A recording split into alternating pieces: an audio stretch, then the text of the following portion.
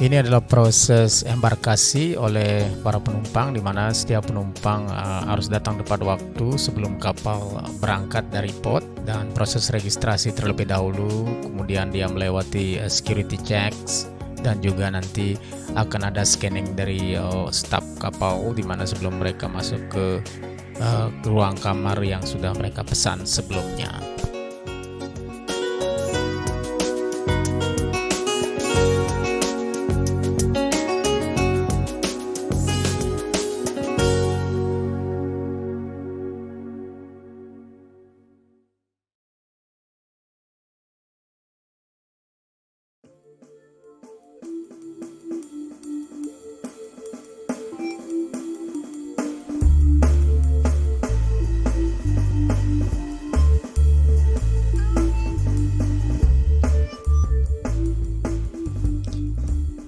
Kali ini kapal MP Astoria berangkat dari Port Bristol, United Kingdom atau England di malam hari. Port berikutnya yang akan kita tuju adalah Port Lexus di negara Portugal. Perjalanan ini akan ditempuh selama 3 hari.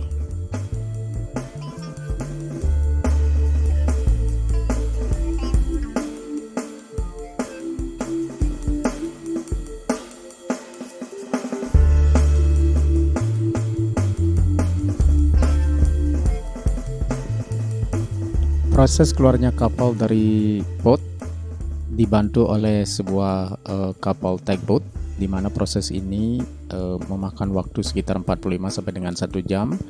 Itu juga tergantung dari situasi cuaca, kedalaman air, di mana Port Bristol ini adalah sungai besar yang terhubung dengan lautan. Pada saat musim hujan, sungai ini mengalami pendangkalan karena banyak material tanah yang masuk ke sungai.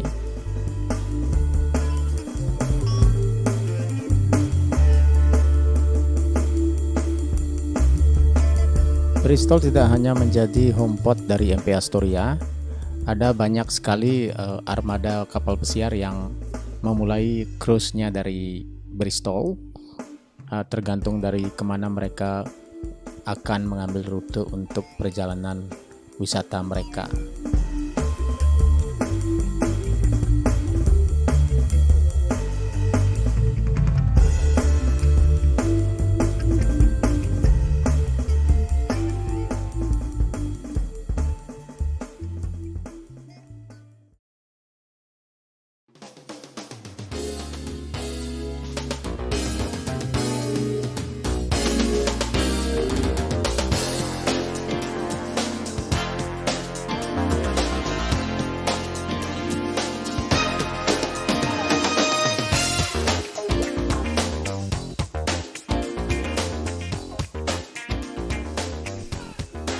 Ada banyak aktivitas yang bisa dilakukan oleh para penumpang ketika kita berlayar dalam jangka waktu yang cukup lama.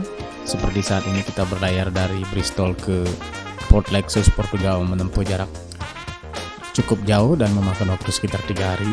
Tentu akan sangat membosankan bagi para penumpang.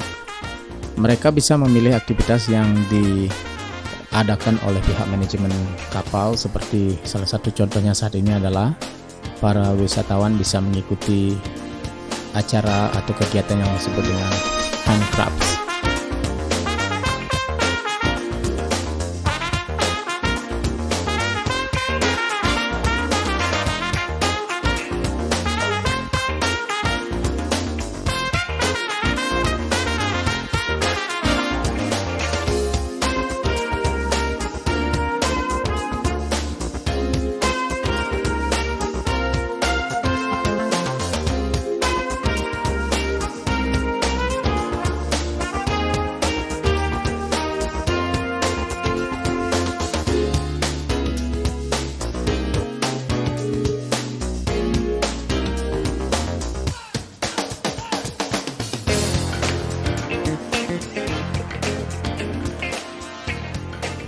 Semua bentuk kegiatan yang diadakan di atas kapal itu ditulis dalam sebuah daily program yang diberikan kepada wisatawan 1 hari sebelumnya. Jadi segala kegiatan itu mereka bisa pilih berdasarkan schedule atau jadwal yang akan diadakan pada hari tersebut. Pada saat ini beberapa wisatawan atau penumpang tengah mengikuti acara yang disebut dengan fruit carving sederhana. Jadi acara ini adalah cuma-cuma, tidak dipungut biaya. Jadi bagi wisatawan yang tertarik untuk mengikutinya, mereka bisa datang, sudah ditentukan tempatnya di geladak kapal.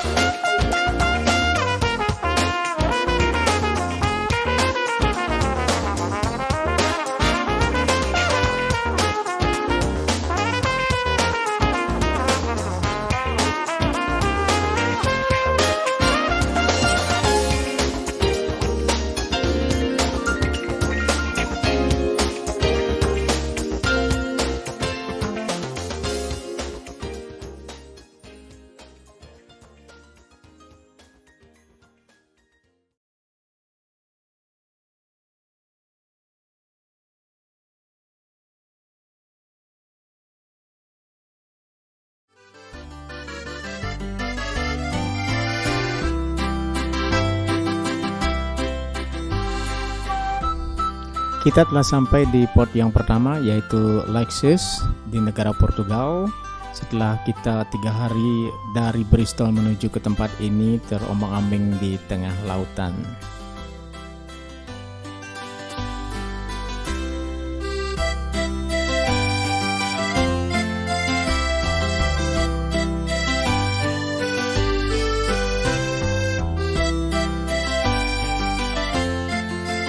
Kali ini saya akan ikut tur di mana kebanyakan dari penumpang MP Astoria ikut dalam tur ini, yaitu mengunjungi sebuah gereja tua di kota Praja Matosinhos.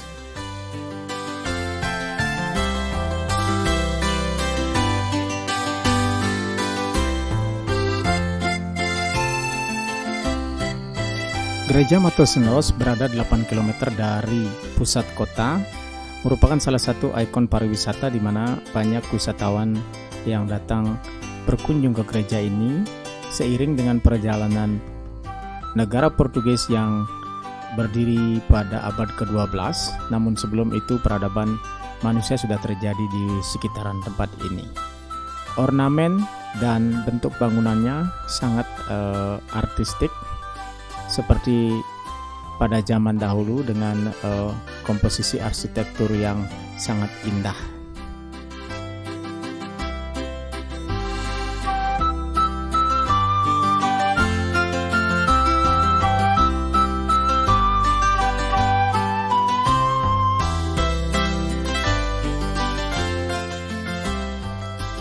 Gereja ini dibangun pada sekitaran abad ke-16 di bawah arahan seorang arsitektur Italia yang bernama Niccolò Nasoni. Niccolò Nasoni sudah banyak menghasilkan karya bangunan yang monumental di daratan Eropa dan juga di Amerika Latin.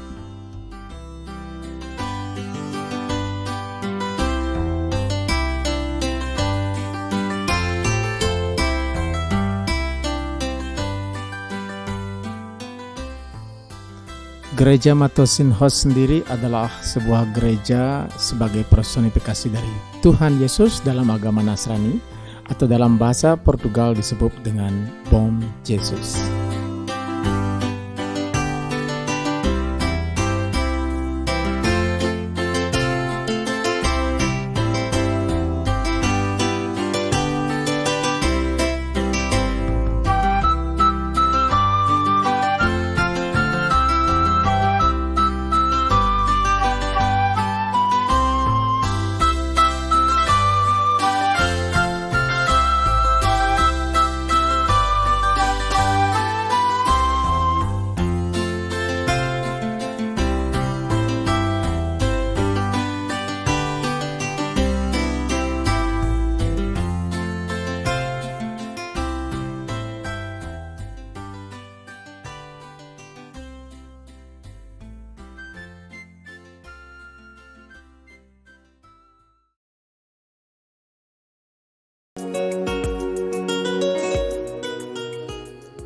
Selanjutnya kita lanjutkan tur mengunjungi satu lagi tempat yang sangat indah di seputaran kota Braga Lexus, yaitu Sanctuary of Palm Jesus do Monte.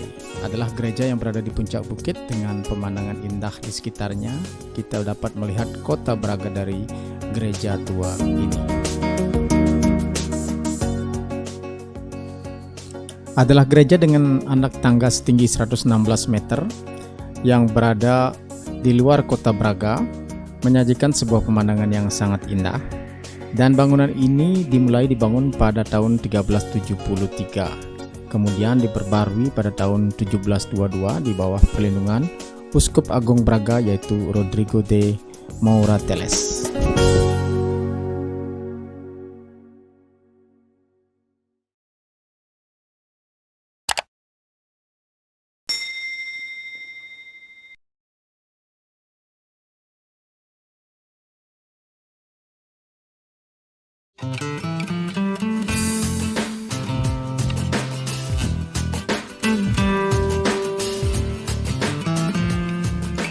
Lisbon, ibu kota dari negara Portugal ini, adalah kota tertua di dunia, menjadi pusat perekonomian dari berbagai sektor di negara Portugal, termasuk pariwisata.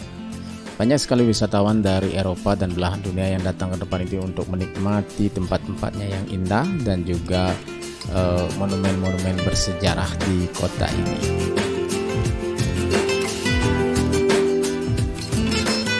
Taman Eduardo VII, taman seluas 26 hektar, lokasinya di pusat kota Lisbon.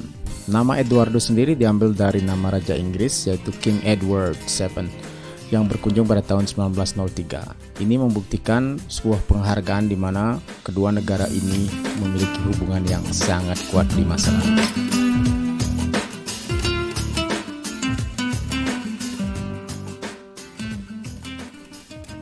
Estoril adalah nama kota di wilayah Cascais, merupakan komplek resort mewah dan juga hotel-hotel berbintang bertebaran di wilayah ini. Ini adalah pusat resort pariwisata yang ada di Lisbon, dan wisatawan yang berkunjung ke Lisbon banyak menghabiskan waktu di tempat ini, yang terdapat pantai-pantai yang begitu indah dan fasilitas pariwisata yang sangat memadai, dan juga di sini terdapat sebuah kasino yang besar.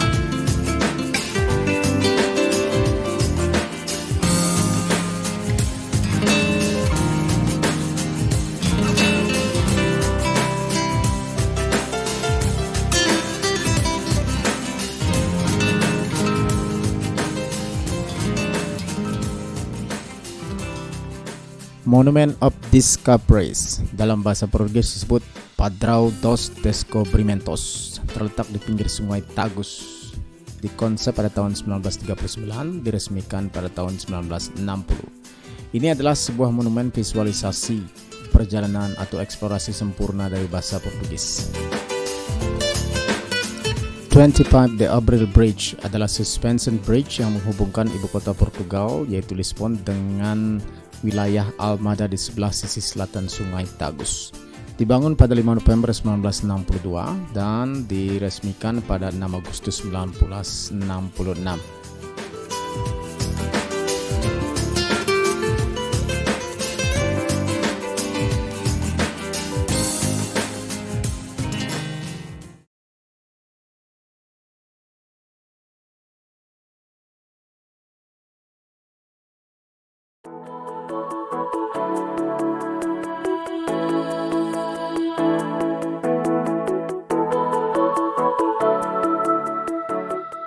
Horta adalah ibu kota dari wilayah Kepulauan Portugis, termasuk juga Pulau Faial di dalamnya. Populasi pulau ini berkisaran antara 15.000 jiwa lebih dengan luas wilayah 173,06 km persegi.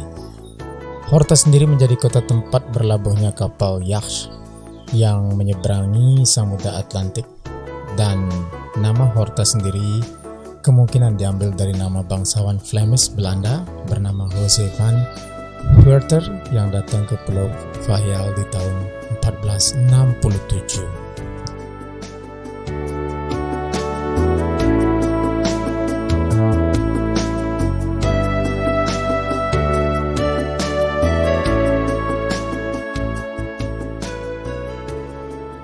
Horta memiliki iklim subtropis dengan suhu rata-rata 30 derajat Celcius di musim panas, cenderung lembab, dan kisaran 20 derajat Celcius di musim dingin.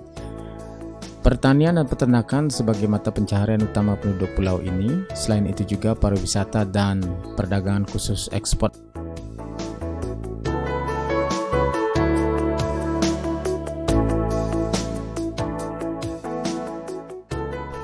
Pulau Paya adalah pulau yang juga terdapat gunung berapi di dalamnya. Ini adalah kaldera yang masih aktif yang semestinya kita bisa melihat luapan lava dari dalam kaldera. Namun karena suasana berkabut jadi kita tidak bisa melihatnya.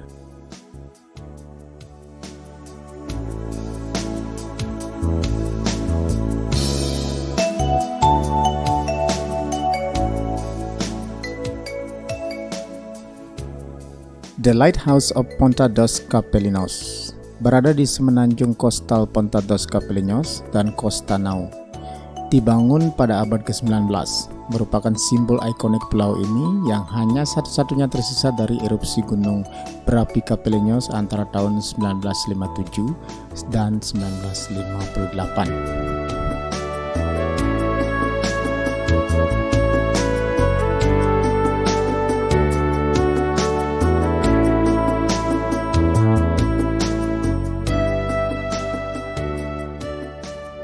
Letusannya sendiri terjadi di seputaran pusat dari mercusuar ini, di mana dimulai dengan air panas yang mendidih yang meluncur dari samping mercusuar ini. Namun mercusuar ini selamat dan hanya satu-satunya yang ditinggalkan dari letusan dahsyat gunung berapi tersebut.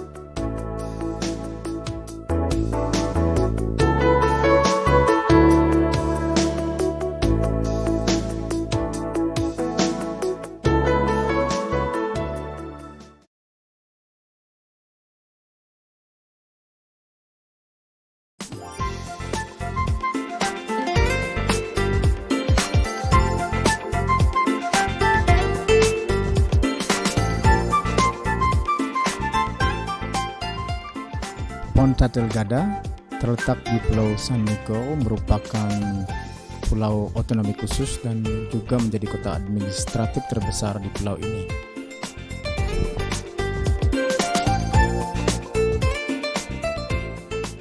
Pulau yang menjadi pusat pertanian terbesar yang merupakan ekonomi utama dari Pulau São Miguel ini, dengan penduduk 68.809 jiwa dengan luas wilayah 232,99 km persegi.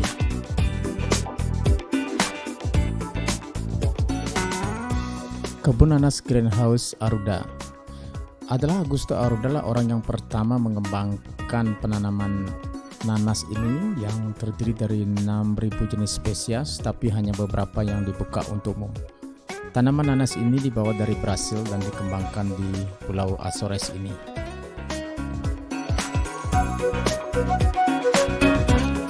Perkebunan nanas Greenhouse mulai dikembangkan sejak 100 tahun yang lalu dan produksinya yang memenuhi standar kualitas, di mana beratnya tidak kurang dari 1 kg yang hanya akan diekspor ke luar pulau.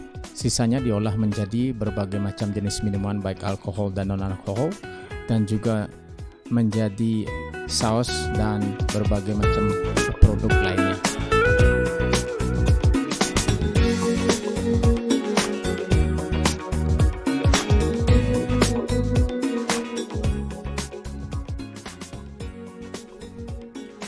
Jose do Canto Botanical Garden, beliau adalah tuan tanah asli Kepulauan Azores, seorang intelektual, botanikal, bibliografer, dan juga seorang romantik filosof. Beliau memulai membangun kebun raya ini sejak tahun 1845 dengan gaya tanaman ala Inggris, dan juga beliau melibatkan seorang arsitek Inggris dari London bernama David Mokata. Dengan luas 6 hektar, lebih dari 6.000 spesies tanaman baik endemik Azores dan di luar Azores ditanam di kebun raya ini.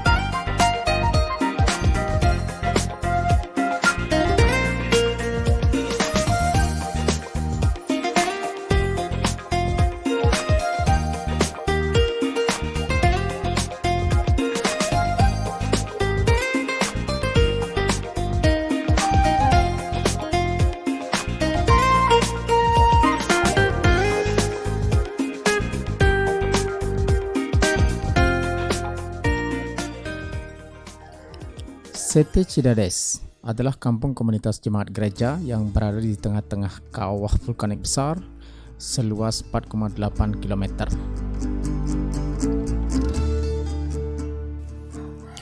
Dari dokumen bangsa Iberia mencatat bahwa penduduk desa ini dahulunya adalah orang Latin yang datang dari kota Portocale yang sekarang disebut dengan Oporto. Tertulis di angka tahun 750 Masehi.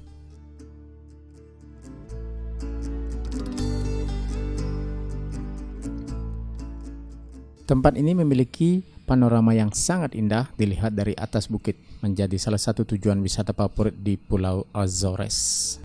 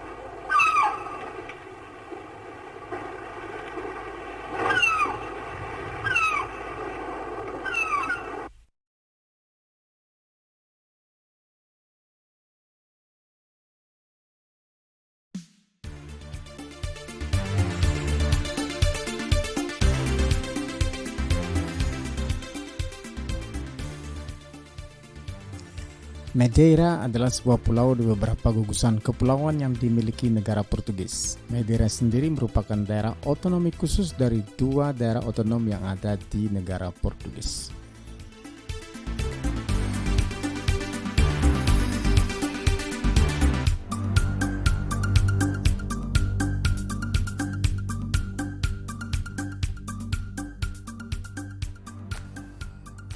Funchal sendiri adalah nama sebuah port atau pelabuhan yang merupakan pelabuhan utama berlabuhnya kapal-kapal pesiar yang membawa 500,000 wisatawan.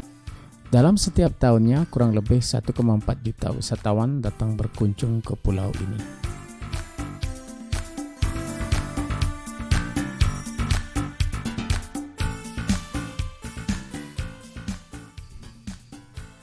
Ini merupakan sebuah pasar tradisional yang ada di pusat kota Funchal, di mana pasar ini didesain dengan begitu elegan, menjual berbagai aneka macam barang dari kebutuhan pokok sampai dengan souvenir.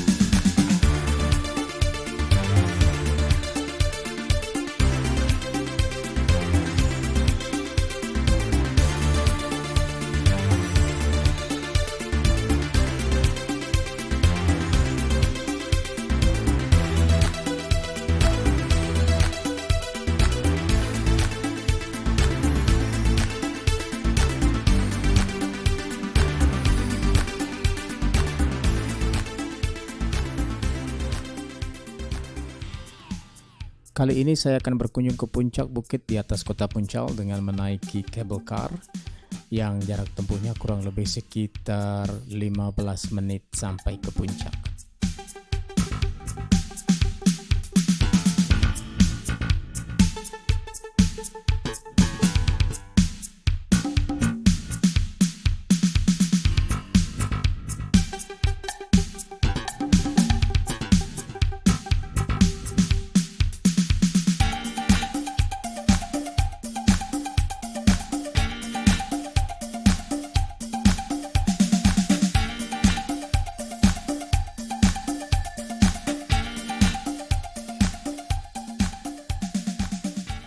Dari puncak bukit ini kita bisa melihat memandang lepas lautan dan juga port yang dimana kapal kita sedang bersandar, dan juga pusat kota Puncang. Di sini juga terdapat katedral di mana sebagian besar dari penduduk kota Puncak adalah warga Nasrani, dan mereka datang ke sini juga untuk melakukan ziarah ataupun berdoa.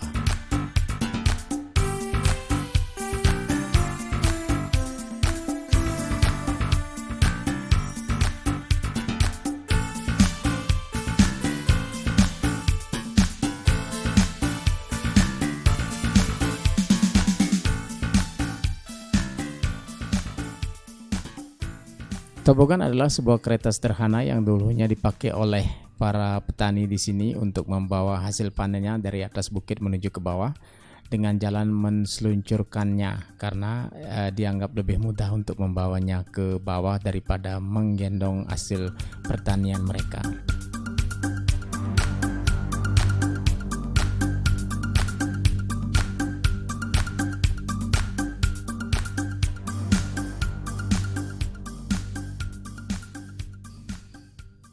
Seiring dengan perkembangan pariwisata, ini dijadikan sebagai atraksi untuk daya tarik wisatawan, dan siapapun bisa mencoba tobogan ini. Dan sekarang saya akan mencoba sensasi naik tobogan dari atas menuju ke finish, kurang lebih sekitar 15 menit untuk sampai di bawah.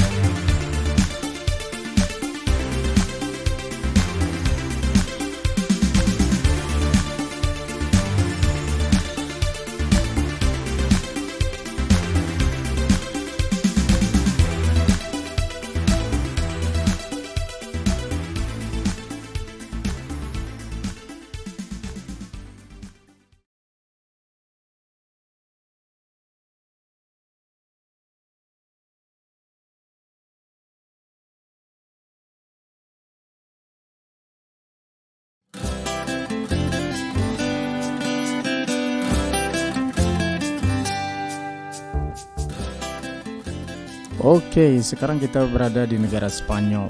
Jadi kita singgah di sebuah port yang bernama La Coruna. La Coruna sendiri adalah kota provinsi dari nama provinsinya sendiri juga sama, yaitu La Coruna. Port ini sangatlah sibuk yang terletak di semenanjung Teluk Artabro. Ada dua pantai yang terkenal terletak di jantung kota La Coruña, yaitu Pantai Orsan dan Riasor. Ini menjadi salah satu daya tarik objek wisata. Jadi selain pantainya yang indah, pantai ini juga memiliki ombak yang sangat bagus dan menjadi idaman bagi para surfer. Banyak sekali di musim panas para surfer dari negara Eropa yang datang ke tempat ini untuk menjajal ombak pantai yang terkenal ini.